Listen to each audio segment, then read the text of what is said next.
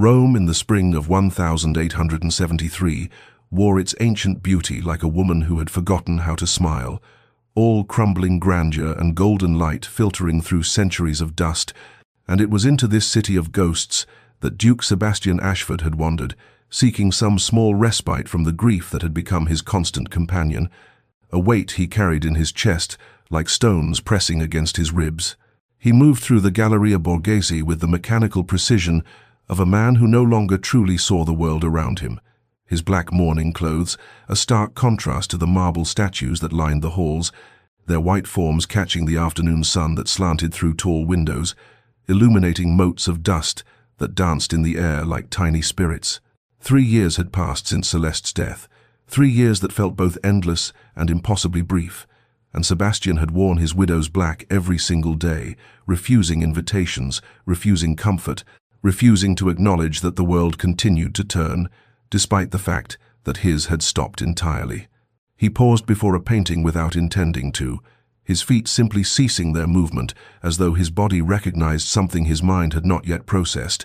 and when his eyes focused on the canvas before him, the breath left his lungs in a rush that left him dizzy. The portrait showed a woman in simple merchant's clothing, her face turned partially into shadow, but the curve of her neck, the delicate line of her jaw, the way her dark hair caught the painted light, it was impossible, utterly impossible, and yet every fiber of his being screamed recognition. Celeste, his dead wife, captured in oil and canvas, alive in Rome when she should have been bones and dust in the Ashford family crypt. His hands trembled as he gripped the gallery railing, knuckles white, and he felt the familiar cocktail of emotions that had defined his existence rise up to choke him. Grief that she was gone, confusion that she could be here, rage at the impossibility of it all, and beneath everything else, a terrible, treacherous hope that perhaps death had not claimed her after all. The small brass placard beneath the portrait read, La Straniera, the stranger artist unknown. And Sebastian stared at those words until they blurred before his eyes, his brilliant mind racing through possibilities and impossibilities, through logic and madness. He remembered their wedding day with sudden, crystalline clarity, how he had watched her walk down the aisle toward him and felt something fierce and possessive ignite in his chest, how he had thought mine, mine, on mine with every step she took, how even then his love had felt less like tenderness and more like hunger, less like devotion and more like desperate need. If this was truly Celeste, if she had somehow survived, if she had fled from him and built a life here in this eternal city, then she had committed the ultimate betrayal, had chosen to leave him when she had sworn before God and witnesses to remain. But if it was merely some woman who resembled his lost love, some cruel trick of genetics and coincidence, then he would find her anyway, would possess this echo of what he had lost, would make her his as Celeste had been his. Either way, the obsession that had defined his grief now found new purpose, sharp and clear and utterly consuming. He would find this woman, he would uncover the truth, and when he did, nothing in heaven or earth would keep her from him again. 3 years earlier, in the spring of 1870, England wore its finest colours for the wedding of Lady Celeste Whitmore to Duke Sebastian Ashford, the ancient chapel at Ashford Manor, dressed in white roses and trailing ivy. Sunlight streaming through stained glass windows to paint the stone floors in jeweled patterns of crimson and sapphire and gold. And yet beneath all this carefully orchestrated beauty, beneath the rustle of silk gowns and the murmur of assembled nobility, Celeste felt only a terrible, gnawing dread that sat in her stomach like swallowed stones. The arrangement had been concluded 6 months prior in her father's study, Lord Whitmore's hands trembling slightly as he signed away his only daughter to settle debts that had accumulated through years of poor investments and excessive gambling. And Celeste had stood silent in the doorway, understanding with awful clarity that she was not a beloved child, but a commodity, a piece of flesh and lineage to be bartered for financial salvation. She had heard the whispers about Duke Ashford even before their first meeting, how he was brilliant but cold, wealthy beyond measure but utterly without warmth, how previous courtships had ended abruptly when young ladies found excuses to withdraw their interest, though no one spoke openly of why these well-bred girls had fled from such an advantageous match. Their first meeting had been in the drawing-room of her family's London townhouse, Sebastian arriving with the precision of a military campaign, his dark eyes fixing upon her with an intensity that made her feel not admired but catalogued, assessed, claimed before a single word passed between them, and when he took her hand and pressed his lips to her knuckles, she had felt the possessive pressure of his fingers, the way he held on just a fraction too long, marking her as his before any vows were spoken. Now, walking down the aisle toward him on her father's arm, she saw that same intensity burning in Sebastian's gaze, saw the way he watched her approach as though she were prey, walking willingly into his carefully laid trap, and some part of her wanted to turn and flee, to gather her white silk skirts and run from this beautiful prison before its doors closed forever. But there was nowhere to run. Her father's debts, her family's honor, the weight of expectation and duty all formed chains more binding than any iron, and so she placed her trembling hand in Sebastian's and spoke the vows that would seal her fate. The wedding night arrived with the inevitability of winter, and in the vast master bedroom of Ashford Manor, Sebastian had taken her face between his hands, with surprising gentleness, his thumbs tracing the line of her cheekbones as he whispered, "You are mine now, Celeste, wholly and completely mine. Body and soul and every breath you take belongs to me, and I will never, never let you go." She had felt ice flood her veins at those words, understanding too late that what she had mistaken for passionate devotion was something far darker, far more consuming. In the days that followed, small details accumulated like evidence at an inquest. Sebastian choosing which gowns she would wear each morning, his servants reporting her conversations and whereabouts, his insistence on reading her correspondence before it was sent, the way his jaw tightened when her lady's maid made her laugh, the cold fury in his eyes when any man looked at her with appreciation. This was not love, Celeste realized with growing horror.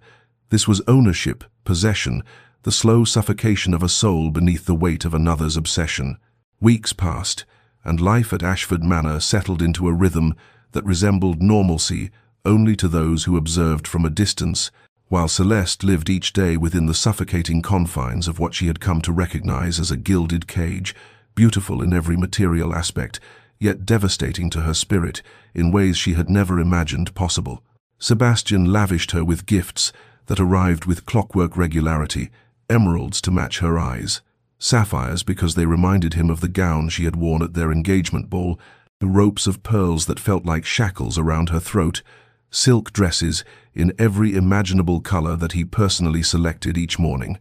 his fingers trailing possessively over the fabrics as he decided what she would wear, as though her body were merely another possession to be dressed and displayed according to his preferences. She could not take a walk in the gardens without a servant appearing moments later, ostensibly to offer assistance but clearly sent to observe and report back, could not spend an afternoon in the library without Sebastian appearing to ask what she was reading, his questions seeming innocent until she noticed how he would later check the books she had selected, as though her choice of literature might reveal some secret rebellion brewing in her heart. Her correspondence was monitored with meticulous care. Letters from childhood friends arrived, opened, their contents clearly read before being passed to her, and her own replies were reviewed by Sebastian before being sent, his explanations that he simply wished to ensure she was well represented in society, ringing hollow when she saw how he frowned at any expression of independent thought or feeling. The dinner party in late summer became a turning point in her understanding of just how complete his possession had become, when Lord Harrington, an elderly gentleman who had known her father, told an amusing anecdote about a mishap during a fox hunt, and Celeste had laughed genuinely for the first time in weeks, her amusement unguarded and natural, only to catch Sebastian's expression across the table, a flash of such cold fury that it stopped her breath, though he smiled and joined the laughter a moment later, as though nothing had occurred. That night, after the guests had departed and the house had fallen into silence, he came to her chambers and spoke in that terribly controlled voice he used when his rage was greatest, telling her that she was his wife, marked by his name and bound by sacred vows, spoken before God and witnesses, that every smile, every laugh, every moment of joy she experienced belonged to him and him alone, that she had no right to share her happiness with others, as though it were some common thing to be distributed freely. Celeste lay awake long after he left, understanding with perfect, terrible clarity that wealth meant nothing, that title and position were worthless, that she lived in a beautiful prison where the bars were made of obligation and obsession rather than iron, and that if she did not find some way to escape, Sebastian's love would consume her entirely until nothing remained of the woman she had been, until she became merely a reflection of his desires,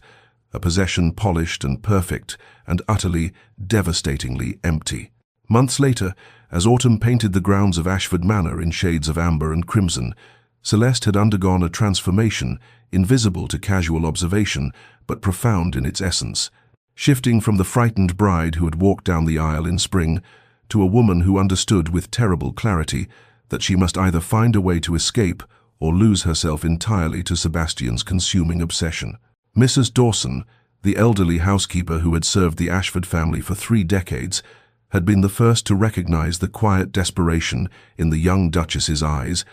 had seen how Celeste would stand at the windows overlooking the gardens with the expression of a caged bird studying the sky, and in small gestures of kindness, a cup of tea brought unbidden, a gentle word, when Sebastian's demands grew particularly suffocating, the old woman planted seeds of possibility that something different might exist beyond these walls. Dr. Hartley, the family physician, proved the second unexpected ally,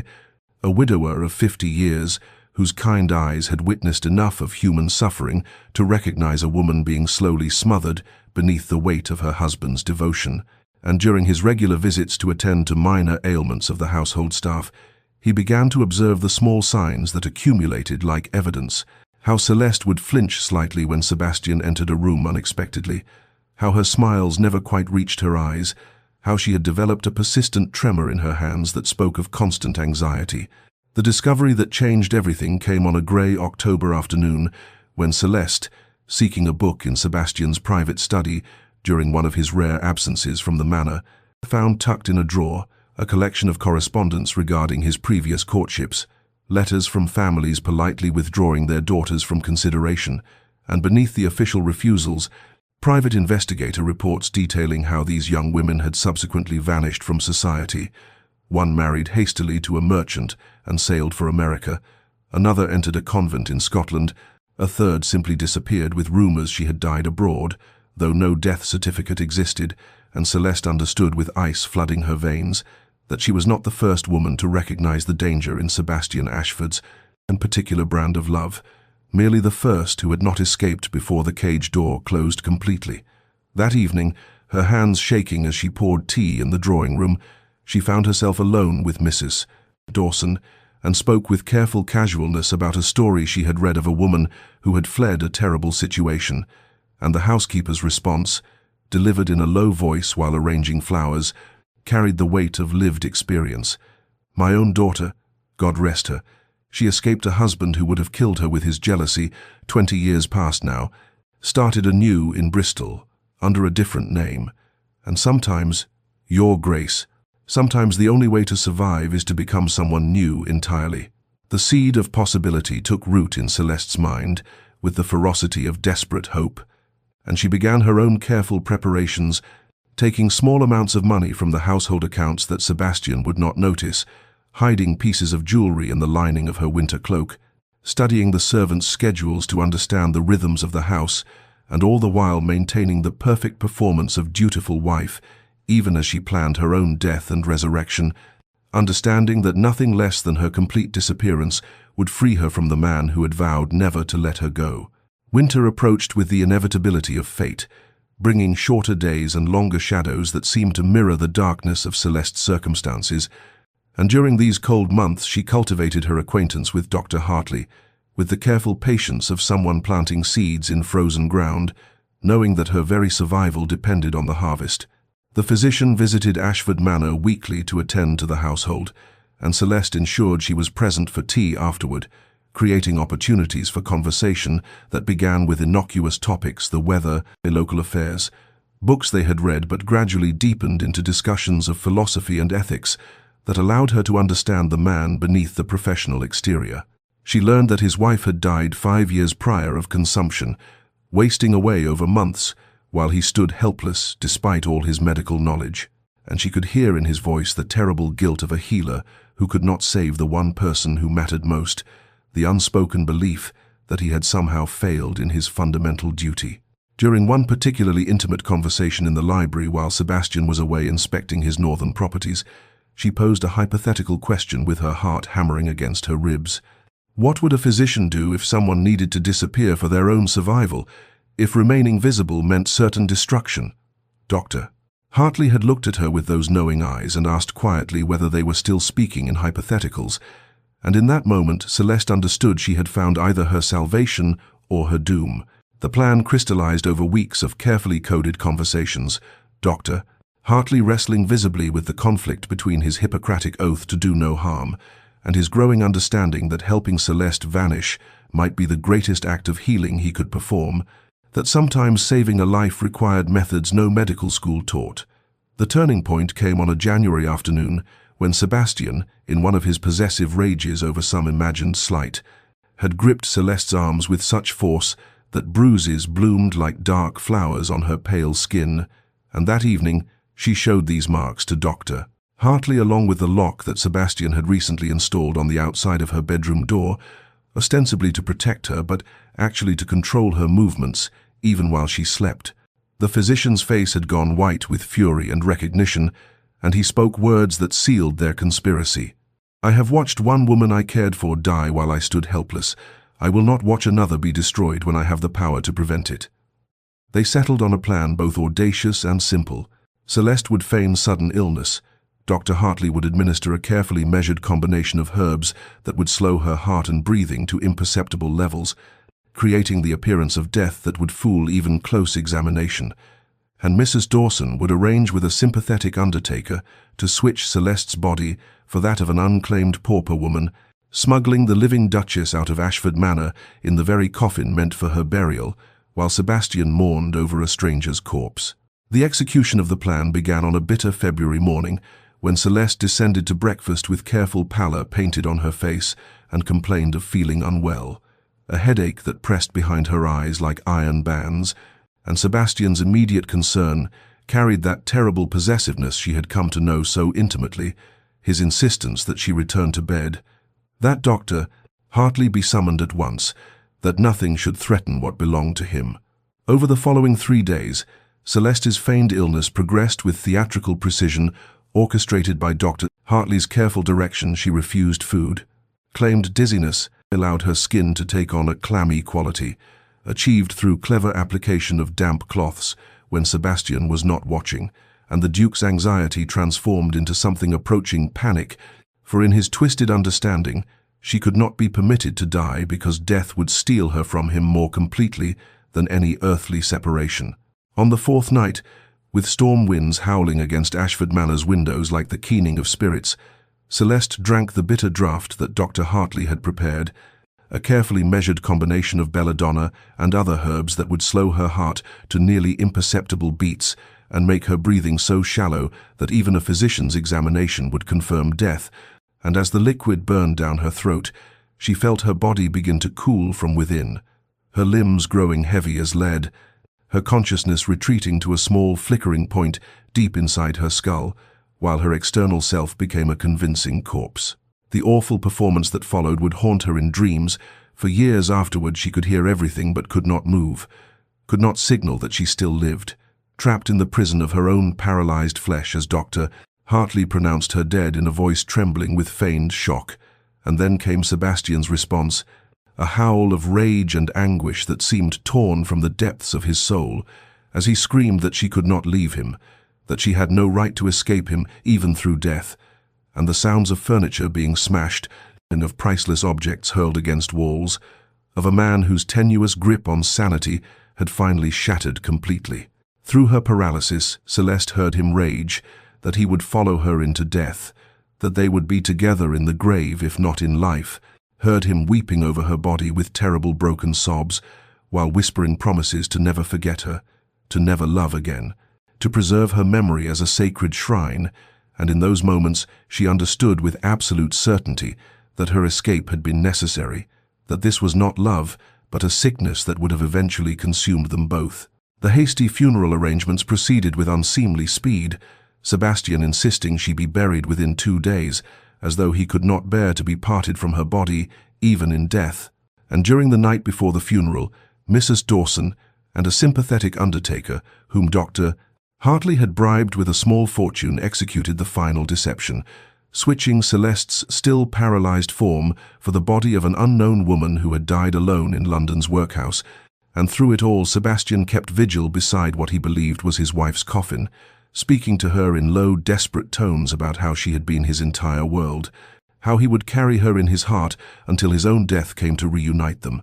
confirming in every whispered word the depths of an obsession that had masqueraded as devotion. Celeste woke to the rhythmic creaking of wooden wheels and the smell of hay and wool, her body aching as though she had been beaten, every muscle stiff and protesting as consciousness returned in slow, painful waves, and for a terrible moment she could not remember where she was or what had happened, until she opened her eyes to see the rough canvas covering of a cart above her and Mrs. Dawson's weathered face peering down with anxious relief, whispering, "Thank God, thank God."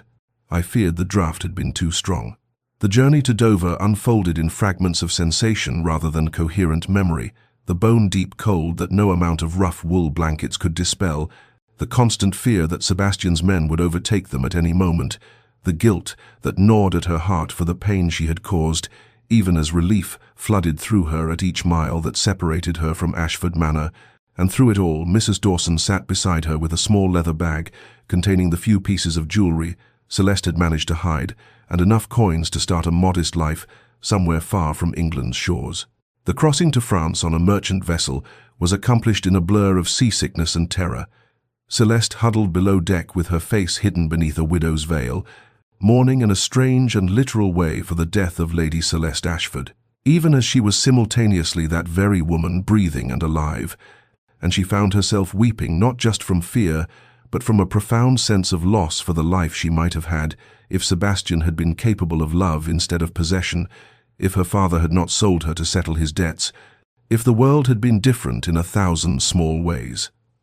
In Paris, she became Catherine Moreau through the simple expedient of declaring it so, cutting her long dark hair short in a style that would have scandalized London society,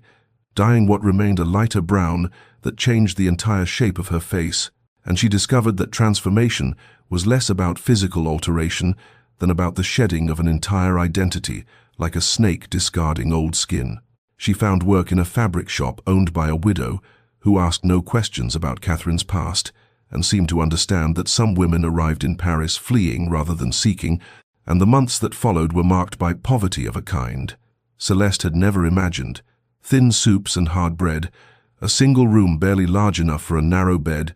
chilblains in winter, and the constant ache of labor in her hands, but also by a peace she had never known. In all her years of luxury, the simple freedom of walking down a street without being watched, of speaking to whom she pleased, of belonging to herself alone. Yet even in Paris she could not feel entirely safe, could not shake the fear that Sebastian would somehow discover the deception, that Dr. Hartley's careful falsifications would unravel, that she would wake one morning to find her husband standing over her with that terrible possessive smile. And so after 8 months of saving every spare sou, she boarded another ship bound for Italy, for Rome, for a city so distant from England that surely even Sebastian's long reach could not find her there. Weeks passed, then months, and Catherine saved every spare coin with the fierce determination of someone building not just a future, but a fortress against the past,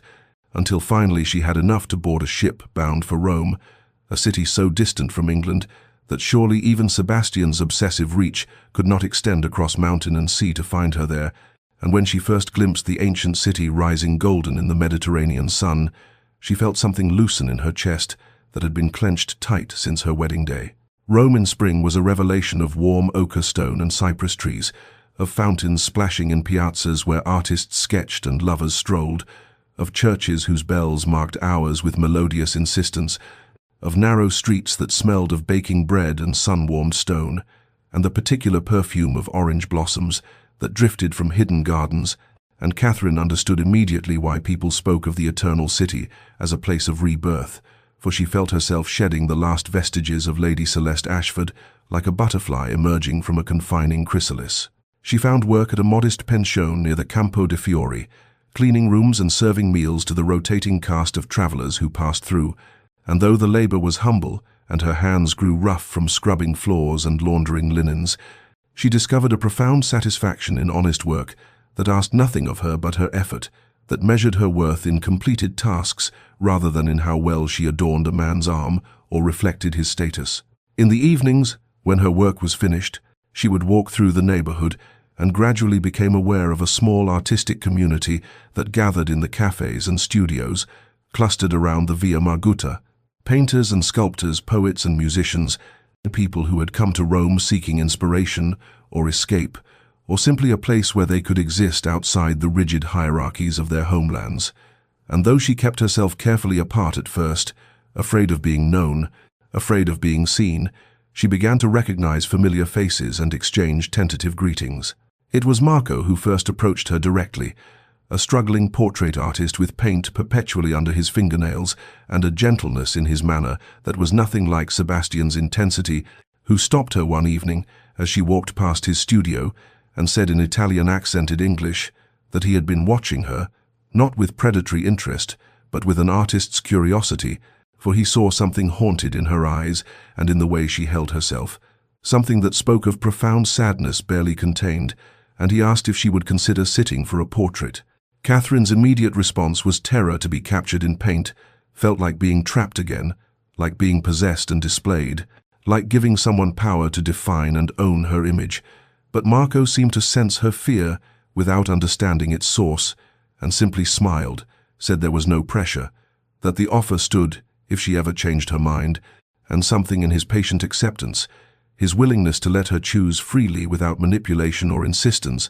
gradually wore away her resistance, until one afternoon she found herself climbing the stairs to his sun-filled studio and agreeing to sit for him. Wearing her simple working dress, her face partially turned into shadow, and the sessions became a form of meditation, hours of peaceful silence, broken only by the scratch of charcoal on canvas, and Marco's gentle requests to shift her position slightly, and he asked nothing about her past, seemed content to simply capture what he saw in the present moment. And in Rome, beneath Marco's respectful gaze and surrounded by the city's ancient beauty, Catherine began to heal, and believed that perhaps she might truly be free, that the life she had built from nothing might actually be hers to keep. 6 months had passed since Lady Celeste Ashford's burial in the family crypt,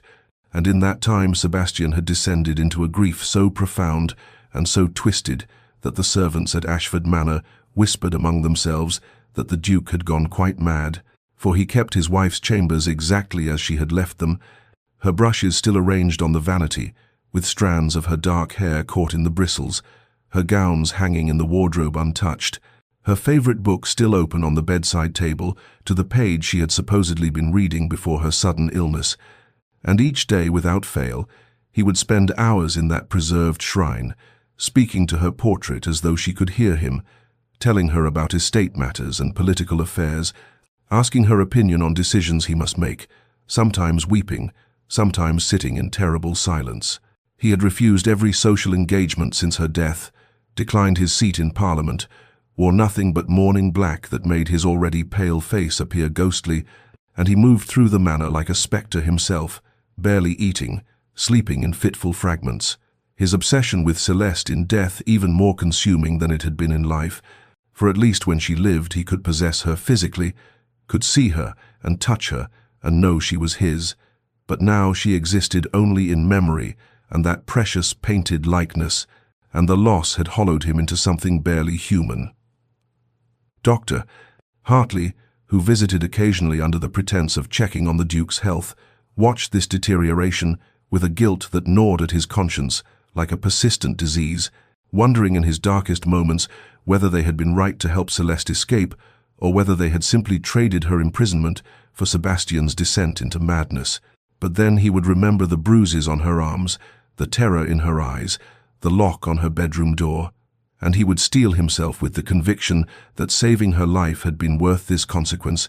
though the conviction felt increasingly hollow as he witnessed Sebastian's unraveling. Sebastian's younger sister, Lady Margaret, travelled from her husband's estate in Yorkshire to plead with her brother to rejoin the world of the living,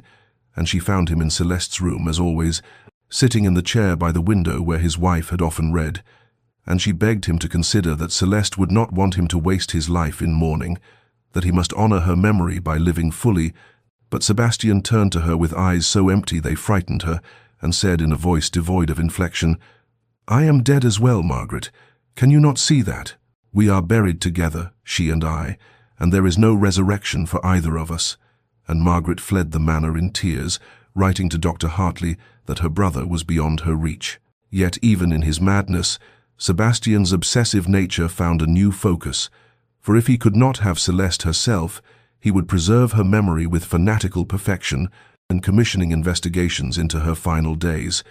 demanding detailed accounts from every servant who had attended her, questioning Dr. Hartley repeatedly about the progression of her illness, seeking some meaning or pattern in her death that might make it bearable, some way to understand why she had been taken from him. And though he found nothing suspicious in the carefully constructed narrative of sudden illness and swift decline, his restless mind could not quite accept the randomness of it, could not reconcile himself to a world where something so precious could simply vanish without reason or warning. And so he continued to search for answers that did not exist. While in Rome, Catherine lived the free life he had never allowed her, and Dr. Hartley maintained his compassionate deception, and the ghost of Lady Celeste Ashford haunted Ashford Manor in ways both literal and metaphorical, a spectre of obsessive love that had consumed them both. 1 year had passed since Lady Celeste Ashford had been laid to rest in the family crypt, and in that time the woman who now called herself Catherine had blossomed in Rome's perpetual spring, like a plant finally given proper light and water after years in shadow, for she had found work teaching English to the children of prosperous merchants and minor nobility who wished their offspring to master the language of commerce and diplomacy, and she lived in a small sunny room on the 4th floor of a building near the Spanish Steps, where she could hear the fountain splashing day and night and watch the flower sellers arrange their blooms each morning in the piazza below. She had formed careful friendships with other women in the expatriate community, English and American ladies who had come to Rome seeking artistic inspiration or respite from constraining social expectations, and with local women as well. The wife of her landlord who taught her to make proper pasta, the seamstress in the shop below who altered Catherine's modest dresses and shared gossip over cups of strong coffee, and though Catherine still guarded the truth of her past with absolute vigilance, never speaking of her life before Paris, never mentioning a husband or a title or the cold grey stones of Ashford Manor, she felt increasingly safe in the warmth of these connections, increasingly convinced that her new life was solid and real, and hers to keep. Marco had become her dearest friend in Rome. Though there was nothing romantic between them, he was too absorbed in his art and his quiet love for a baker's son, who sometimes modeled for him to see Catherine as anything but a kindred spirit, someone else carrying sadness like a familiar burden. But his friendship was precious to her precisely because it asked nothing, demanded nothing, simply existed in the comfortable space of shared silence and occasional conversation. The portrait he had painted of her, La Straniera, had taken months to complete because he worked on it between commissions, and when he finally showed her the finished canvas, she had stood before it, feeling strange and exposed and oddly moved, for he had somehow captured the essential truth of her, a woman suspended between shadow and light, and between past and present, neither wholly visible nor entirely hidden, beautiful in her melancholy, mysterious in her quietness, and she understood that he had seen her more clearly than she had seen herself. Marco had entered the portrait in a small gallery exhibition near the Via del Corso, and Catherine had attended the opening with a flutter of nervousness quickly soothed by the anonymity of the crowd. For who among these Roman art lovers could possibly connect this simple English teacher in her plain grey dress to the aristocratic Lady Celeste, who had died across the sea in fog-bound England, and she had stood before her own image feeling peculiarly disconnected from it, as though the woman in the painting was someone she had known long ago rather than a reflection of herself. The painting had attracted attention from several collectors, including an English art dealer who specialized in contemporary Italian works and who had questioned Marco extensively about the subject, expressing particular interest in the quality of sadness the artist had captured, and Catherine had felt the first cold flutter of unease at the mention of English interest. But she had dismissed it quickly, reasoning that she was utterly transformed from the dark-haired duchess who had once graced London ballrooms, that even her own mother would struggle to recognize her now with her shorter, lighter hair and sun-touched skin, and the peace that had finally begun to settle in her eyes. And she returned to her small sunny room that evening, convinced that she was safe, that the past was truly buried, that Catherine Moreau had become as real and solid as the Roman stones beneath her feet. 3 years had passed since Lady Celeste Ashford's death, and Duke Sebastian Ashford stood in a sun-drenched gallery in Rome during the spring of 1873, his body rigid with shock as he stared at a portrait that should not exist, could not exist, yet hung before him with undeniable reality, a woman in simple merchant's clothing, her face partially shadowed by the angle of light the artist had captured, her hair lighter and shorter than he remembered, but the curve of her neck absolutely unmistakable. The way she held her head with that particular tilt of contemplation he had studied for endless hours during their brief marriage. And above all, those eyes, those haunted melancholic eyes that had looked at him with such carefully concealed fear, now rendered in oil paint with an expression he had never seen in life, something that looked almost like peace. His heart hammered against his ribs. With such violence he thought he might collapse there on the polished marble floor among the other gallery patrons who drifted past the painting, without recognition, without understanding that they were looking at a ghost, at a woman 3 years dead and buried in the Ashford family crypt. And Sebastian's mind raced through impossible explanations, coincidence, resemblance, his own madness finally consuming him completely, but he rejected each one with the certainty of a man who had memorized every detail of his wife's face and form, who had spent 1,000 hours studying her portrait at Ashford Manor, who knew beyond any shadow of doubt that this was Celeste, his Celeste, impossibly alive and living in Rome under God, knew what name and circumstances. He approached the gallery owner with barely contained urgency, demanding to know the artist, the subject, every detail of the painting's provenance, and the portly Italian gentleman could tell him only that the work was titled La Straniera, the stranger, painted by a local artist named Marco Bellini, who specialized in portraits of the city's expatriate community, and that the subject's identity was unknown, anonymous, merely a woman who had sat for the artist some months ago. Sebastian's hands trembled as he gripped his walking stick, his mind simultaneously calculating and raging. For if this portrait was recent, then Celeste had been alive all this time, had faked her death with deliberate cruelty, had abandoned him and fled to Italy while he mourned her like a madman, and the betrayal of it burned through him with acid intensity, even as a terrible joy surged beneath the rage. Because she was alive, she existed somewhere in this ancient city, breathing and walking and living without him, which meant she could be found, could be reclaimed, could be made to answer for what she had done. He studied the painting with renewed intensity, noting the differences. The lighter hair suggested deliberate disguise. The humble clothing spoke of reduced circumstances, but that expression of peace, that softness in her features that had never existed when she was his wife, that subtle transformation suggested she was happy in her exile, content in her freedom, and the realization ignited his obsession with devastating force. Because if it was truly Celeste, then she had betrayed everything sacred between them and deserved his wrath. She deserved to be dragged back to England and made to remember her vows and her place. But if by some impossible chance this was merely a woman who resembled his dead wife so perfectly that even he could not tell the difference, then he must possess this echo of his lost love, must own this living reminder of what death had stolen from him. And either way, whether the woman in this portrait was truly Celeste or merely her uncanny double, Sebastian knew with absolute certainty that he would find her, would have her, would make her his once more. For obsession does not die simply because its object has supposedly perished, and the Duke of Ashford had learned long ago that what he wanted, he took, regardless of death or distance or any force on earth that might stand between him and his possession. Sebastian hired investigators that very afternoon, summoning to his hotel room a trio of men who specialized in locating missing persons and conducting discreet inquiries for wealthy clients throughout Europe,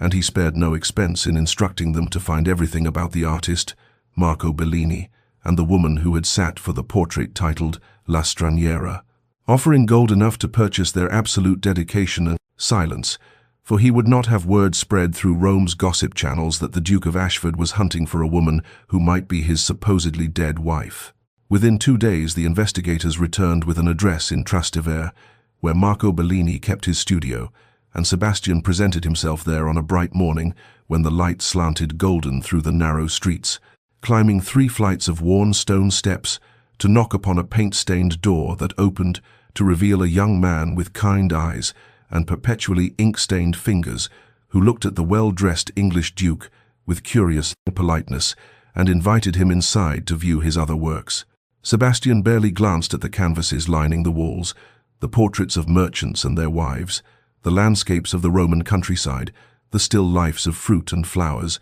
for his entire focus narrowed to extracting information about the one portrait that mattered, and he asked with studied casualness about La Straniera, remarking that the subject had reminded him of someone he once knew, and wondering if the artist might share any details about the woman who had sat for him. Marco, innocent of any danger and proud of his work, spoke freely about his subject, an English teacher named Catherine Moreau, who had lived in Rome for nearly 2 years,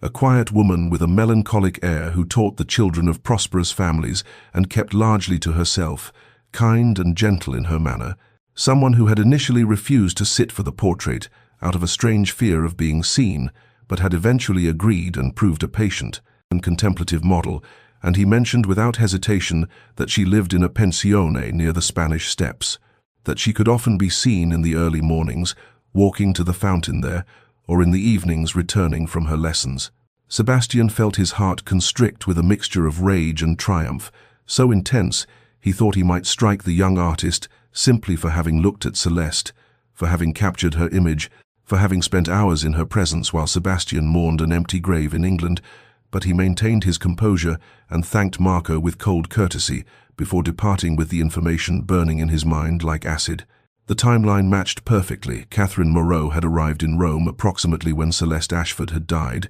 the English heritage explained. The teaching profession suited her education, and the melancholy air, the fear of being seen, all of it confirmed what Sebastian already knew with absolute certainty in the deepest chambers of his obsessed heart. That very afternoon, he positioned himself across the street from the pensione Marco had described, a building with faded yellow walls and green shutters near the Spanish Steps,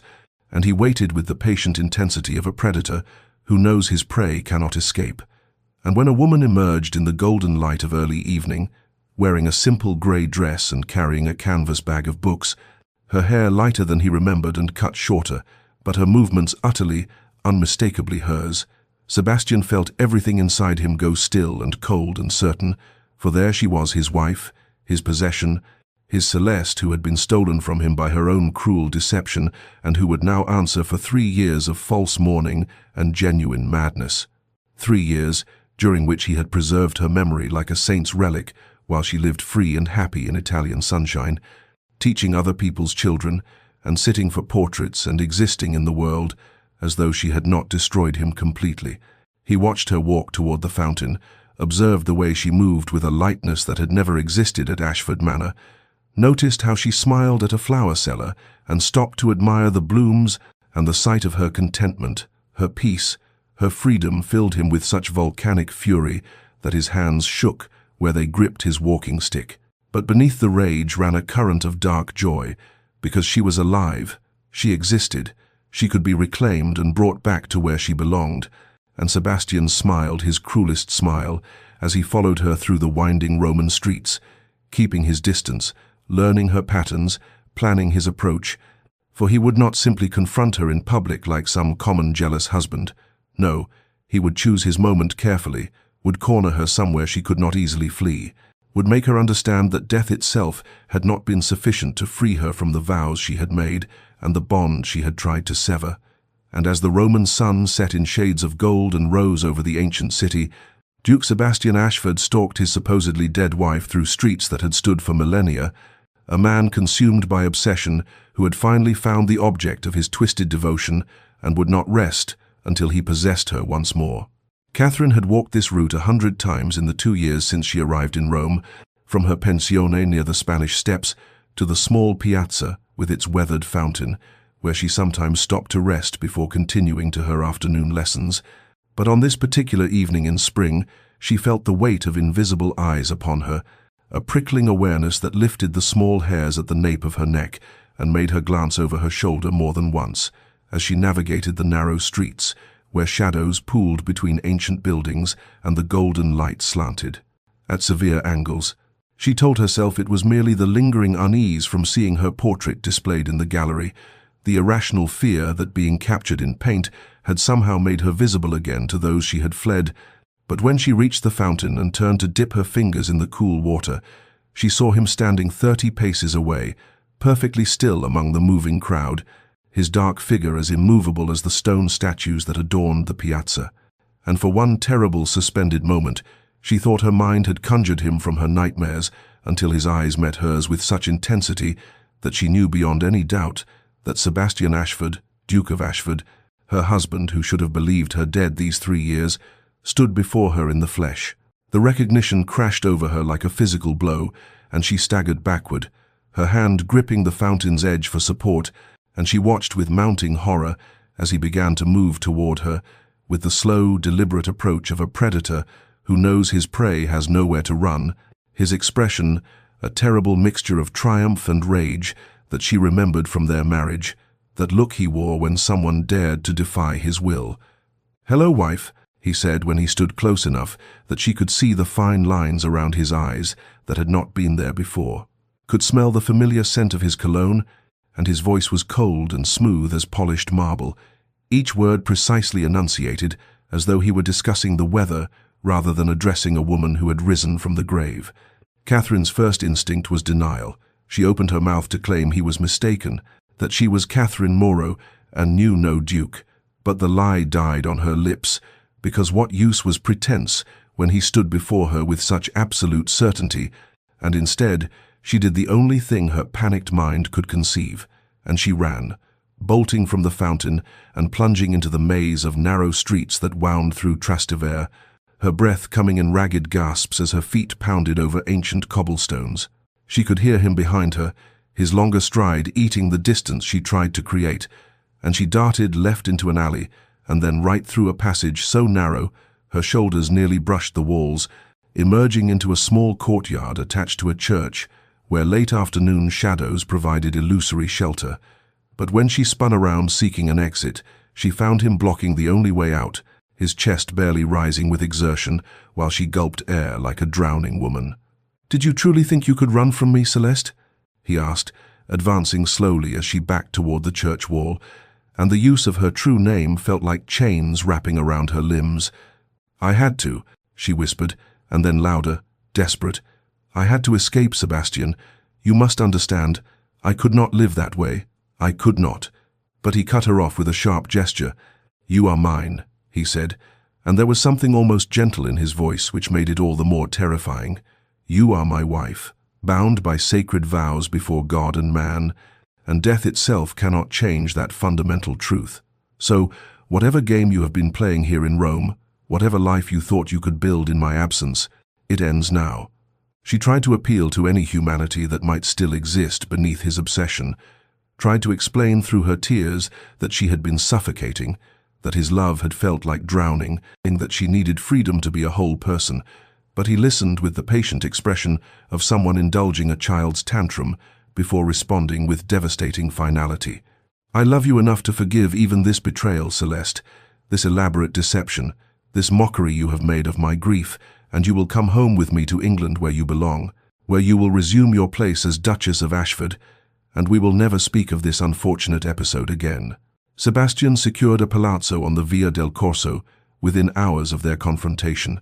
a grand residence with marble floors and frescoed ceilings that he rented at an extravagant price for immediate occupancy, and he installed Catherine there with guards posted at every exit, men whose salaries ensured their loyalty and discretion,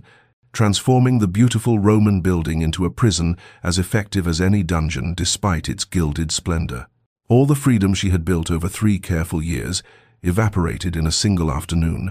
her sunny room near the Spanish Steps abandoned, along with the books she used for teaching, the few simple dresses she owned,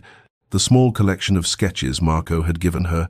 everything that constituted her life as Catherine Moreau left behind as thoroughly as if she had died again. Sebastian announced his intention to return to England within the week, speaking of ship passages already booked and arrangements already made with the certainty of a man who had never once considered that his will might be defied. And Catherine felt despair settle over her like a heavy cloak, but beneath the despair burned something new, something that had not existed in the frightened bride who had fled England 3 years prior, for she had tasted freedom and built a life through her own efforts, and learned that she possessed strength she had never suspected. She was not the same woman who had trembled at Sebastian's slightest frown, and though she found herself trapped again, some essential core of her refused to break. Marco discovered her disappearance when she failed to appear for her afternoon lessons, and through the network of servants and shopkeepers who formed Rome's invisible web of gossip, he learned of an English duke who had appeared at the pensione, demanding to see Catherine Moreau and claiming she was his wife risen from the dead, and Marco presented himself at the palazzo's gates with the righteous fury of a man who had counted Catherine among his dearest friends and would not see her imprisoned without protest. Sebastian received him in a drawing room hung with heavy damask curtains, and when Marco demanded Catherine's release and spoke of justice and freedom, Sebastian's response was cold and final. This was a marital matter between husband and wife, the private business of an English peer reclaiming what belonged to him, and Marco had no standing whatsoever to interfere in affairs that concerned him not at all. The guards allowed Marco one brief supervised visit with Catherine, during which she begged him through her tears not to intervene further, not to risk Sebastian's wrath, for she had seen what her husband did to those who threatened his possession of her.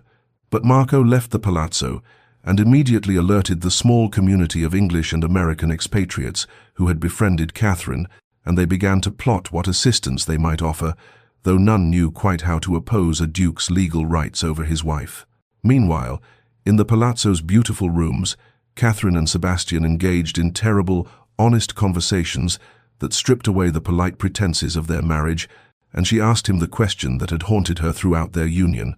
Why could he not simply let her go, release her to live her own life, find happiness with someone who wanted his particular brand of devotion? His answer came one evening as they sat in the library, separated by 10 feet of Persian carpet but bound by invisible chains, and he said with devastating simplicity, "Without you, I am nothing. Celeste, you gave my life meaning and purpose. You made me feel something beyond the emptiness that has consumed me since childhood, and I would rather see you miserable at my side than happy beyond my reach. For at least in your presence I exist as something more than a hollow shell performing the duties expected of my title." The crisis came on the 4th night of Catherine's captivity in the palazzo, when Sebastian appeared at the door of the drawing room where she sat reading by lamplight, and she saw immediately that something had shifted in him, for his carefully maintained composure had cracked like fine porcelain, subjected to too much pressure, his cravat loosened, and his dark hair disheveled as though he had run his hands through it repeatedly, and he carried a bottle of wine from which he had clearly been drinking, though he was not precisely drunk, but rather existed in that dangerous state where alcohol strips away the careful masks people wear and leaves only raw truth exposed. He sat heavily in the chair across from her, without invitation, and said without preamble, "You asked me why I cannot let you go, and I have been thinking on this question for days, and I realize you deserve an answer, though you will not like what you hear." And Catherine set aside her book and waited with held breath for whatever revelation was coming. Sebastian began to speak then of his childhood, in sentences that came haltingly at first, but gained momentum like a carriage rolling downhill, describing the cold marble halls of his family's estate, where love was never mentioned and duty was the only virtue that mattered, where his father, the old duke, had ruled with iron discipline and viewed any display of emotion as weakness, to be beaten out of a son who must someday command respect through fear and control. He told her of being 6 years old and crying over a dead puppy, only to have his father lock him in a cellar for 3 days, to teach him that sentiment was for women and weaklings, instead of being 10 and daring to speak up for a servant. His father wished to dismiss unjustly, and receiving such a thrashing that he could not sit for a week, of learning through 1,000 such lessons that to care for anything was to invite pain, and that safety lay only in dominating completely whatever one wished to keep. His voice grew quieter as he described his first love when he was 19. a merchant's daughter with kind eyes who had laughed at his attempts at poetry and made him feel for the first time that he might be something other than the cold creature his father had molded. But when his father discovered the attachment, he had forbidden it absolutely, and when Sebastian defied him and continued to court her in secret, the old duke had the girl's father's business destroyed through financial manipulation until the family was ruined and forced to leave the country, and Sebastian never saw her again. "My father beat me that night," Sebastian said, his eyes fixed on some point beyond Catherine's shoulder as though he could not bear to meet her gaze. "Beat me until I could scarcely stand, and told me that this was what came of caring, that anything I loved could be taken from me and used as a weapon, and the only way to prevent loss was to possess so completely that nothing and no one could ever take what was mine. And I learned that lesson well, Celeste, perhaps too well." He looked at her then with eyes that held such anguish that she felt her heart constrict despite everything he had done to her, and he continued in a voice barely above a whisper, "I love you so deeply that losing you would destroy me, and so in my twisted logic I believe that you must never be allowed to leave. For if you are always within my grasp, then I am safe from the terrible pain of loss, but I am beginning to understand that I have already lost you through the very means I used to try to keep you." Catherine felt tears slip down her cheeks as she looked at this broken man who had imprisoned her,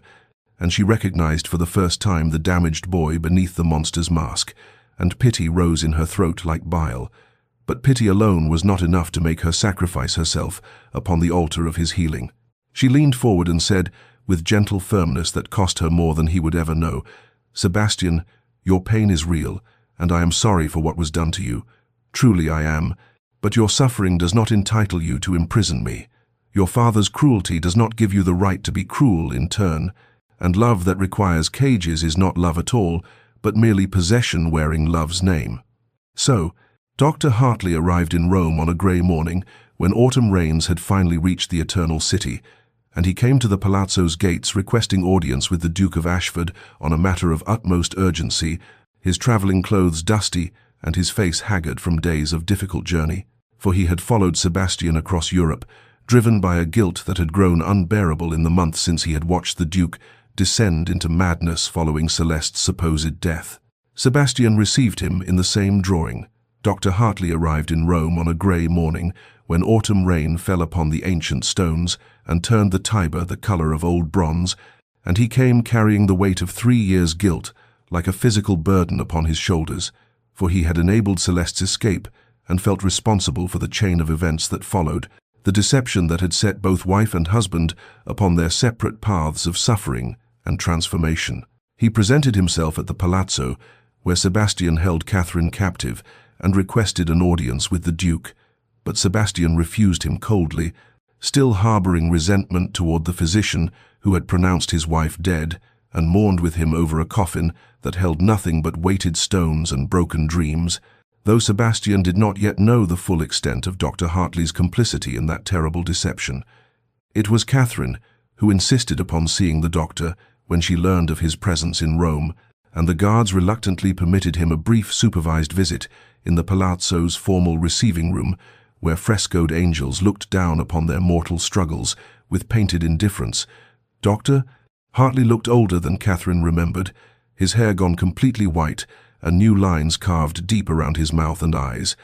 and when he took her hands in his she felt them trembling with emotion he could barely contain. "I have been consumed by guilt," he confessed in a voice rough with remorse, "watching what my actions wrought, seeing the Duke descend into madness while you remained lost to me, not knowing if you were safe or happy or even alive, and I have questioned every day whether I did right in helping you escape, or whether I simply traded one form of suffering for another." Catherine reassured him that he had saved her life in the truest sense, that the years of freedom she had known in Rome were worth any price she might now pay. But Dr. Hartley shook his head and said he had not come merely to confess his guilt, but to offer something that might yet resolve this terrible impasse. He revealed then that Sebastian's mother, the Dowager Duchess, lay dying at Ashford Manor and had been asking for her son with increasing desperation, and Dr. Hartley believed this might be the key to reaching whatever humanity remained buried beneath Sebastian's obsession,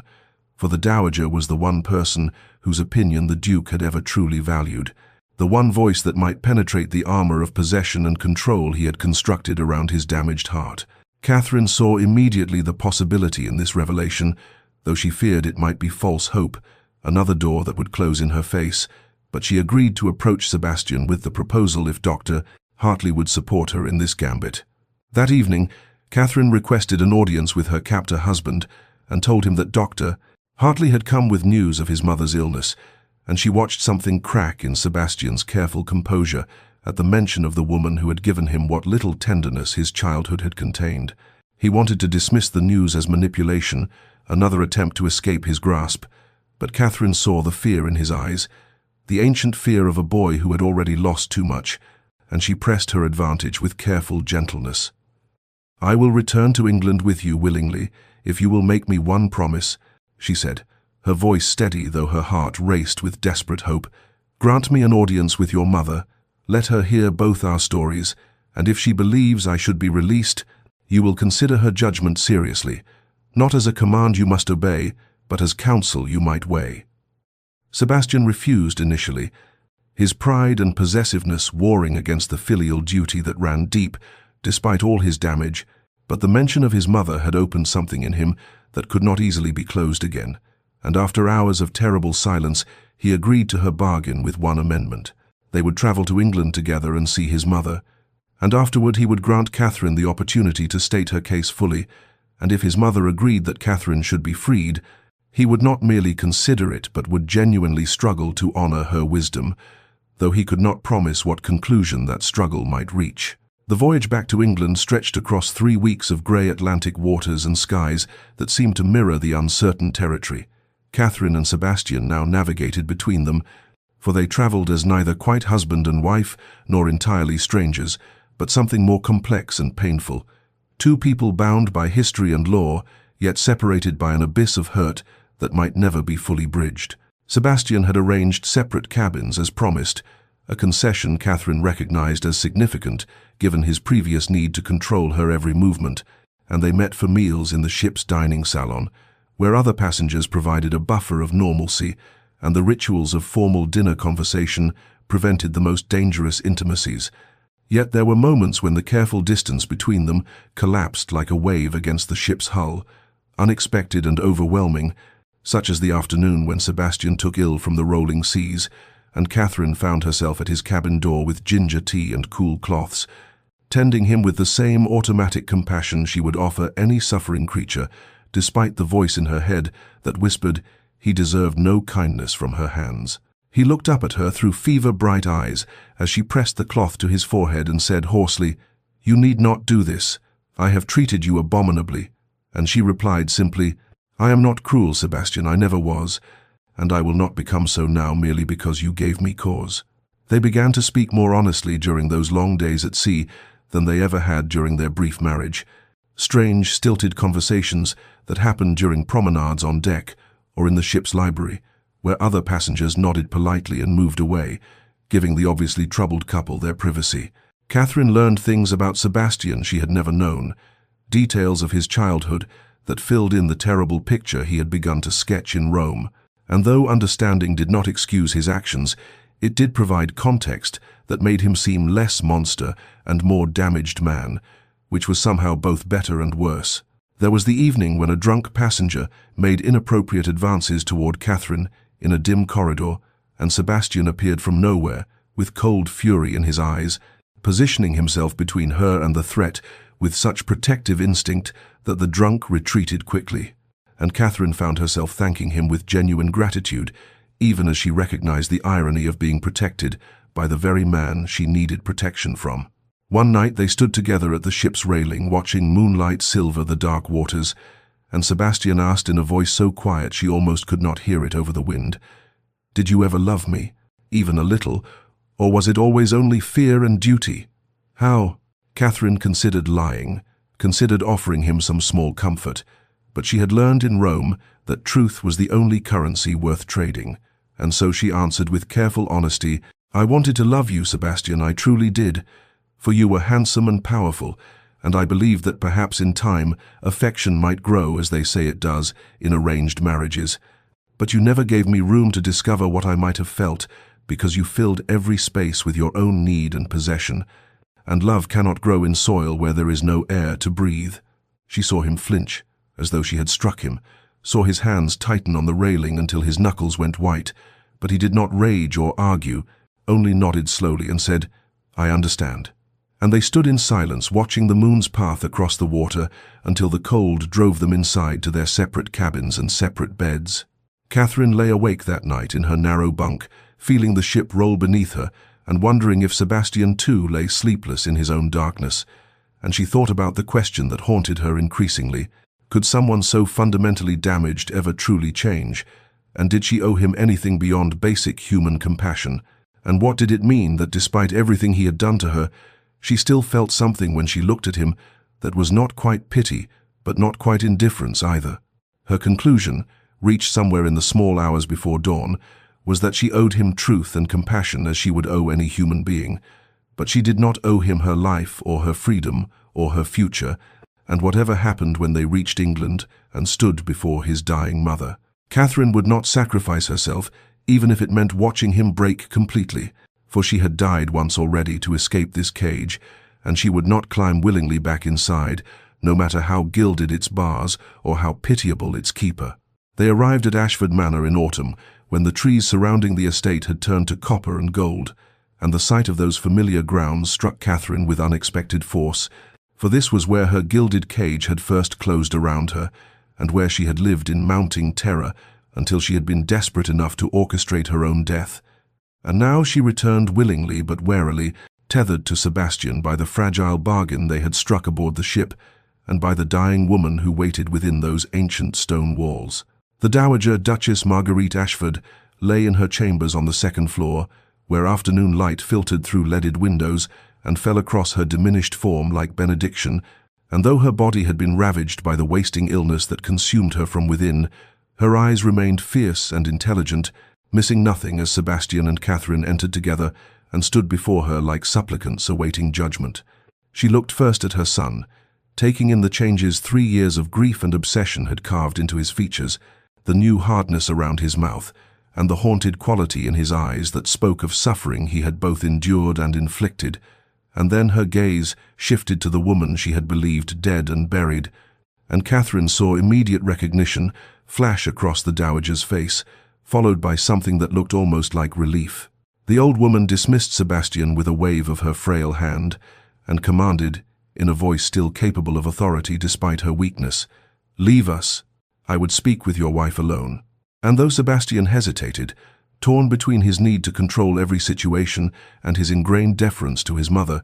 he ultimately obeyed and retreated to wait in the corridor beyond, closing the door softly behind him. Catherine stood frozen until the dowager gestured to a chair beside the bed and said with unexpected gentleness,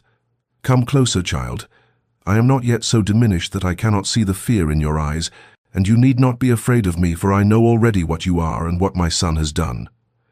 Catherine approached slowly and sat as bidden, and the dowager reached out with a hand that trembled slightly and took Catherine's fingers in her own cool grasp, and there was such sorrow in the old woman's face that Catherine felt her carefully maintained composure begin to crack. The dowager spoke then of things Catherine had never known, revealing how Sebastian's father, the late Duke, had been a man of cruel discipline, who believed that sentiment was weakness, and that his heir must be forged like steel through systematic hardship, and she confessed with tears gathering in her faded eyes that she had tried to protect her son but had failed, had watched helplessly as the sensitive boy he had been was slowly destroyed and rebuilt into something harder and more dangerous. She told Catherine of Sebastian's childhood, how he had loved poetry and music until his father beat such softness out of him, how he had cried over injured birds until he learned that tears earned only contempt, how he had gradually learned to hide his tender heart beneath layers of control and possession,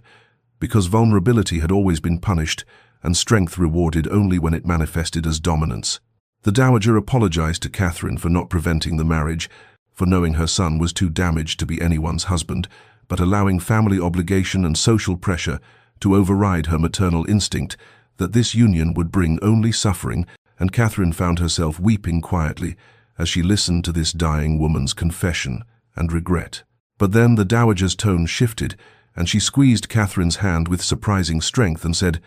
"You were right to leave him, right to choose life over the slow death he would have given you, and I will not ask you to sacrifice yourself upon the altar of his brokenness, but I would ask something else of you before I die." Catherine waited, hardly breathing, and the dowager continued, "Help him understand what love truly is, not by staying but by setting him free. For love that imprisons is not love at all, but only fear wearing love's mask. And until he learns this truth, he will never heal and will remain forever the broken thing his father made him." Catherine struggled to comprehend what the dowager asked of her, how she could possibly teach Sebastian anything when he had never listened to her before, but the old woman smiled sadly and said, "He is different now. You must have seen it during your journey together, the cracks appearing in the armor he constructed, and it is through those cracks that truth might finally penetrate if delivered with the right voice at the right moment, and that moment is nearly upon us." The dowager summoned Sebastian back into the chamber with a gesture that brooked no refusal, and when he entered and saw Catherine's tear-stained face and his mother's expression of terrible determination, he seemed to understand instinctively that something momentous was about to occur, something that would reshape the landscape of his existence in ways he could not yet comprehend. The old woman gestured for him to sit on the opposite side of her bed from Catherine, and when both were positioned before her like petitioners awaiting a sovereign's decree,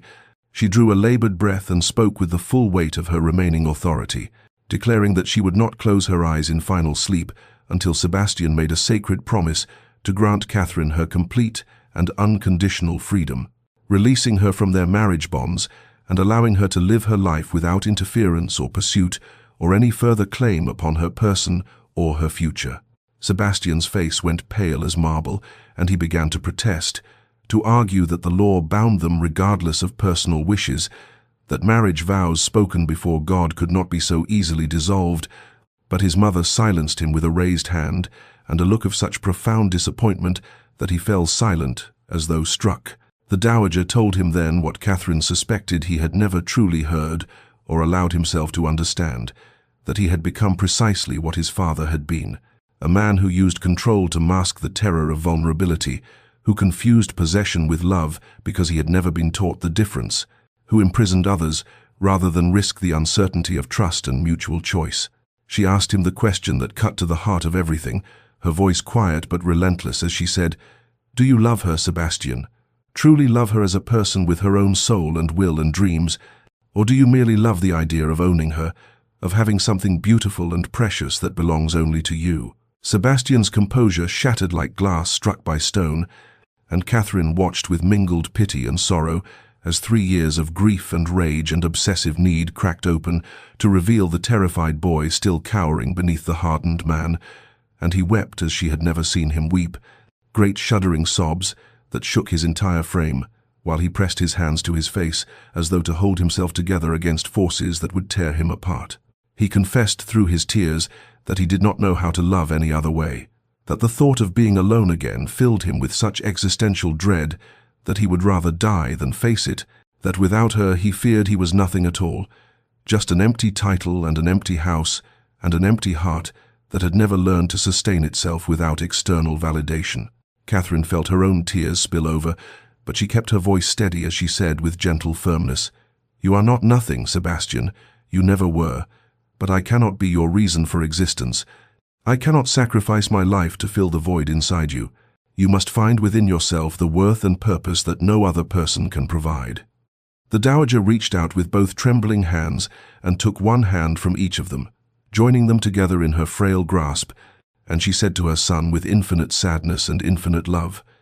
"Let her go, my darling boy. Let her go freely and completely. Prove to yourself, and to her, and to me, that you are capable of the selfless love you claim to feel rather than the selfish obsession that has driven you thus far, for only in releasing her can you hope to find any redemption or peace." Sebastian looked at Catherine across his mother's bed, and she saw in his eyes the terrible war being waged between everything he had been taught to be and everything he might yet become, and finally, slowly, with the expression of a man stepping off a cliff into unknown darkness, he nodded and whispered, "I will let you go, I promise. I will not pursue you or seek you or make any claim upon you ever again, And with those words, something fundamental shifted in the air between them, as though chains that had bound them both suddenly fell away into dust. 5 years passed like water flowing through open fingers, carrying away the sharp edges of the past until what remained were smooth stones of memory that could be held without pain. And in the spring of 1878, in a sun-filled studio overlooking the terracotta rooftops of Florence, a woman who had been called Celeste and then Catherine, and was now known simply as Elise, stood before an easel, teaching a circle of young women the subtle art of capturing light and shadow on canvas, and the sound of their laughter filled the room like music. And she was happy in a way she had once believed impossible, wholly and completely herself, without needing to hide or diminish or apologize for the space she occupied in the world. The Morning Post brought letters as it always did, correspondence from friends scattered across Italy and France, invitations to exhibitions and salons, and among them a cream envelope bearing an English postmark, and handwriting she recognized despite the years that had passed, and she opened it with steady hands and no fear, for she had learned that the past could no longer reach out and reclaim her unless she allowed it. The Duke of Ashford wrote with careful formality that he had recently acquired a collection of botanical sketches from the East Indies and thought she might enjoy viewing the detailed illustrations of exotic flora, and that he would be honored to send them if she wished, that he asked nothing in return and hoped only that she was well and at peace. And it was the 10th such letter in 5 years, each one respectful and distant, each one acknowledging her complete freedom, some revealing in their careful words his slow and painful growth towards something resembling health. She wrote back as she always did, briefly and politely, thanking him for his thoughtfulness, declining the offer with gentle courtesy, wishing him continued strength in the charitable works he had mentioned in previous letters, and she signed it simply with her chosen name, no longer bearing his or any other man's title, and as she sealed the envelope, she felt nothing but a quiet satisfaction that they had both survived the destruction of what they had been and found paths toward something better. In England, Sebastian Ashford walked the grounds of a school he had founded for boys from difficult homes, boys whose fathers were cruel or absent, boys who needed to learn that strength could manifest as kindness and that control over others was the weakest form of power. And though he remained unmarked by new love and perhaps always would be, he had discovered purpose in healing the wounds in others that mirrored his own, and when he thought of Celeste now it was with gratitude rather than possession, thankful that she had loved herself enough to escape him and had possessed the courage to show him the monster he had become. Dear listener, sometimes the greatest act of love is release, the willingness to open your hands and let go of what you thought you could not live without, and to trust that both you and the one you release will survive the separation and perhaps even flourish in ways that imprisonment would have forever prevented. In both the holding on and the letting go, in both the bonds we form and the freedom we grant, may you find the wisdom to know which serves love and which serves only the fear of being alone with yourself, and may you rest peacefully in the knowledge that you are enough, wholly and completely enough, all by yourself, without needing to possess another soul to prove your worth or fill the emptiness inside you that only you can heal. This has been a story from Evermore Tales, where every tale teaches us something about the human heart, and if this story has touched you, if it has reminded you of your own strength or your own capacity for growth beyond the patterns that shaped you, then subscribe to hear more stories of love and loss and the courage to choose freedom over familiar chains, for there are countless tales yet to be told, and each one holds a mirror to some truth about who we are and who we might yet become.